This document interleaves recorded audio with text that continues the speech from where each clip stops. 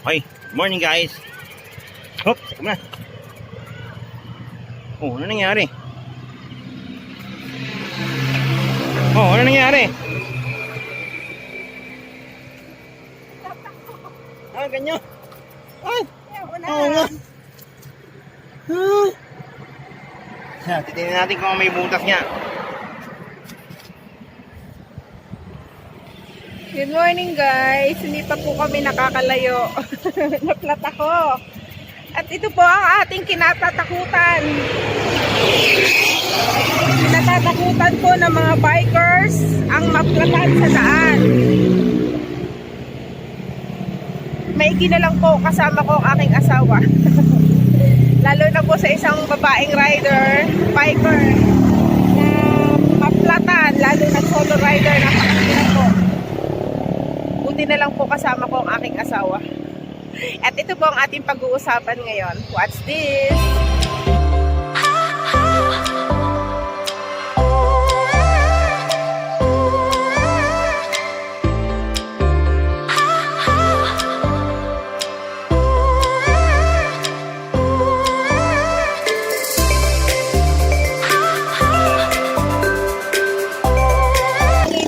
Maigi na lang, may dala laging panghangin. Ano nga lang, pero makakatulog naman po. Nakakatulog.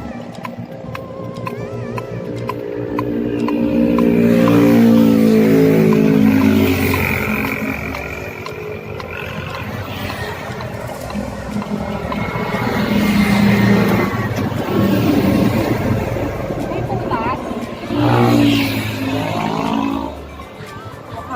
Wala namang butas. Lumampot lang. Hindi ko kasi nagamit. Ilang araw na hindi nagamit. Hindi naman na-check. Na-check mo ba kagabi? Oo. Na-check naman kagabi. Pero siguro lumampot pa rin. May similar na pangyayari po kaming na-encounter before. Naplatan din po ang aming kasamahan. Panoorin niyo po ito. Pauwi na lang po kami pero meron po kaming kasamahan na plat po. Ginagawa po muna nila ang bike.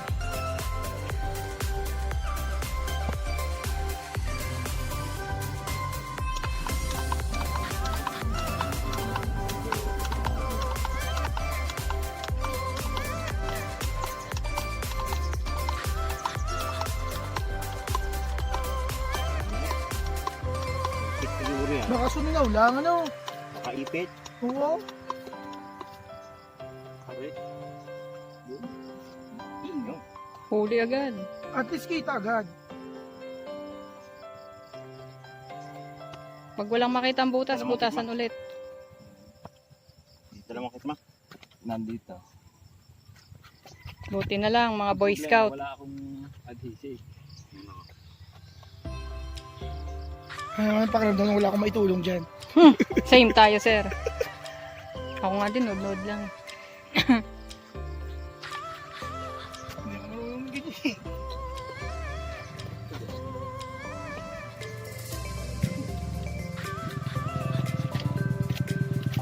Buti na lang mga Boy Scout. Hindi na. Restaurant. May catering.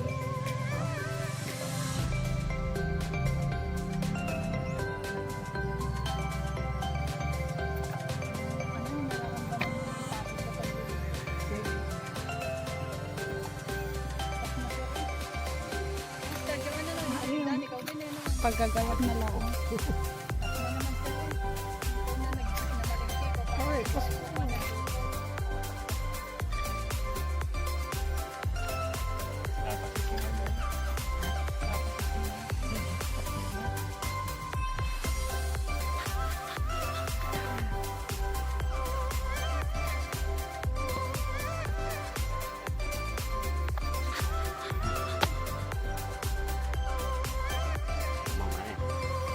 Galing mo. Tsaka hindi dati kasi, parang hirap na hirap tanggalin ang gulong. Ayun nga.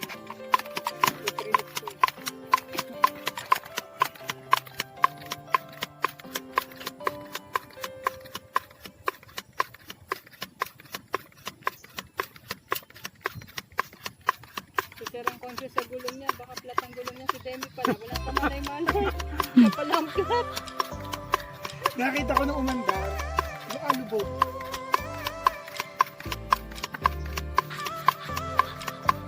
Hindi na inikita pala. May isip.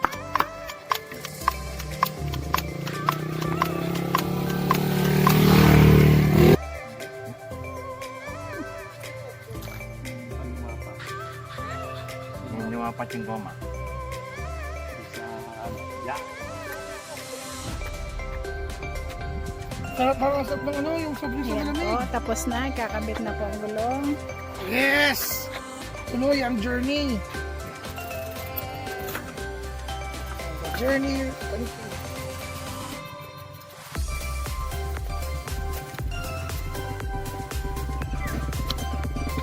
Kailangan ng pagdikit.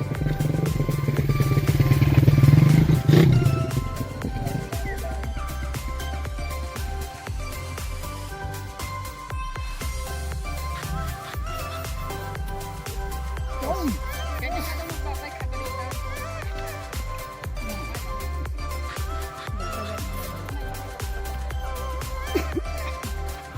So, yun po, kasama sa sa ride, yung nagkakaroon ng puncture. Pero okay naman, nagawa na namin ang paraan. Buti may natirang adhesive. Nakakapiraso talagang para lang sa puncture na yun. So, thank you Lord. Naayos na. Ready to ride na ulit.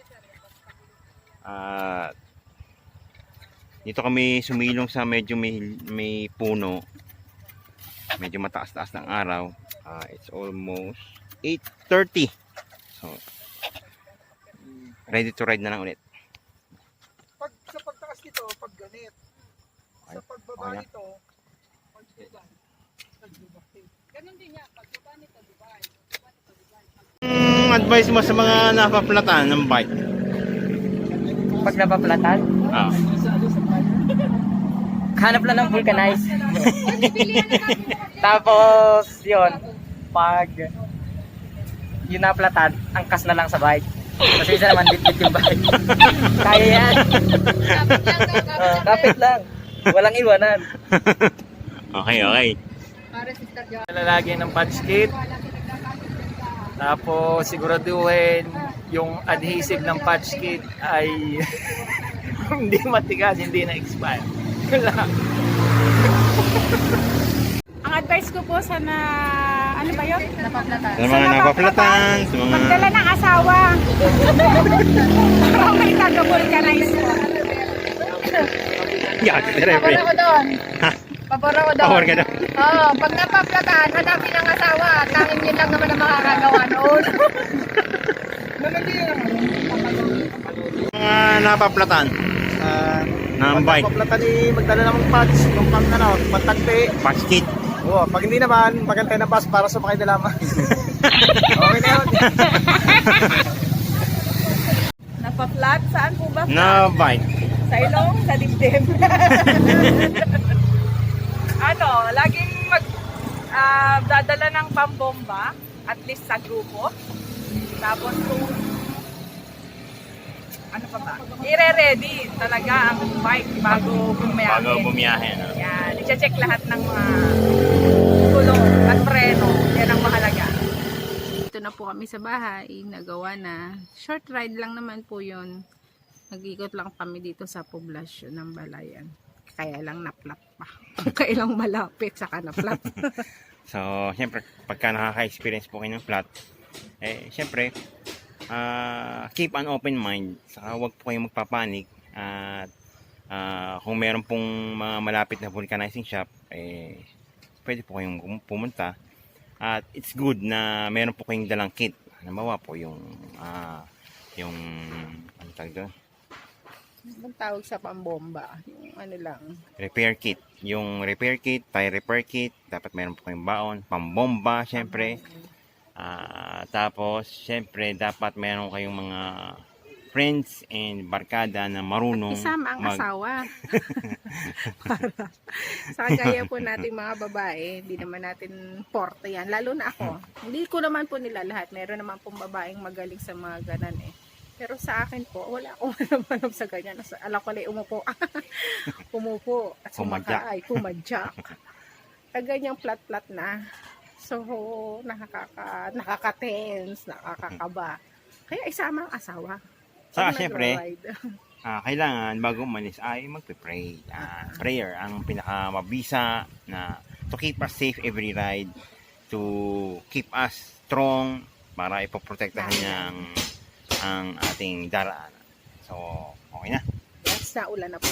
Ano na. So, medyo maambon na at maulap. So, with that guys, see you sa ating next vlog. At remember nga pala to subscribe, like, Yes, and share, and Yes. comment At sa down mga below. nakapag-subscribe na po, thank you. Thank you. Kahit ganun pa lang, malaking bagay na po ito sa amin. So, comment down below kung ano po yung mga experiences nyo pagka napa-flat at kung ano po yung mga ginagawa nyo, meron kayo siguro dyang hacks and budgets. Yan. Sana. So, with that guys, remember to pray always and God bless. Bye-bye guys.